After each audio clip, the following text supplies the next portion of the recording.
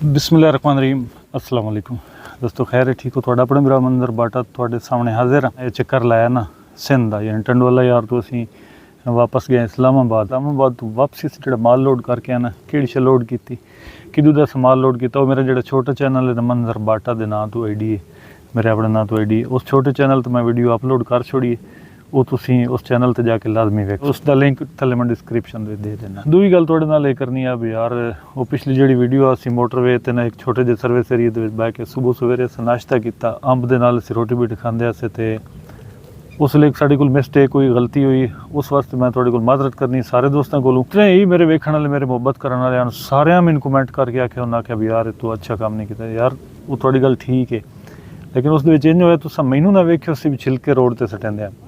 मैं छिलके उठाई छापर दे रखता पाया मूँ, कासिम नूं मैं रोकिया भी हाँ, मैं आख्या भी यार छिलके रोड वाली पासे ना सट, लेकिन वो मुड़ सटेंदा रह गया। मैनू तुसां वेख्या ना उसी छिलके रोड ते सटेंदे पे, मैं तो छिलके उत्थे ही रखता पाया छापर दे रखे रख के ते साइड ते सट छोड़े, साइड ते कूड़ेदान है या जिदे भी एक बारी रोकिया ना आखे लगा। हुण वो मारन कुट्टण दा तां हा कोई ना, मैं हुण की आखां, मेरी गलती है, मेरी मिसटेक है भी वो वीडियो चैनल तो मेरे ते अपलोड हुई है ना, ये मेरी गलती है। मैं सारे दोस्तों बिरावां कोल माजरत करे सा और आइंदा वास्ते असीं एहतियात करसा है। तुहाडी गल बिल्कुल दुरुस्त आ, अस्सी गलत है। कमेंट जेहड़े पढ़े जेहड़े तुसां दोस्तां कि ना हर बंदे अपने तरीके नाल कमेंट करके सानूं समझाउण दी कोशिश कीती। जिहड़ा बंदा तनकीद करदा मैनूं वो बंदा बड़ा चंगा लगदा है, क्यों जी उस तनकीद नाल मेरी इसलाह हो जांदी ते आइंदा भी उम्मीद करना तुसीं मेरी इसलाह करदे रह जासो। वो तो कमेंट पढ़ नहीं सकदा कासिम साहब, तो मैनूं पता जेहड़े कमेंट तुसीं कीते ते मैं पढ़े। मेहरबानी सारे दोस्तों का बहुत शुक्रिया, एक बारी मुड़ शुक्रिया अदा करे सा भी तुसीं तनकीद कीती ते मेरी इसलाह हो गई। अग्गां भी उम्मीद करे सा तुसीं इस तरह मेरी इसलाह करेंदे रह जासो। हुण इजाज़त देसो,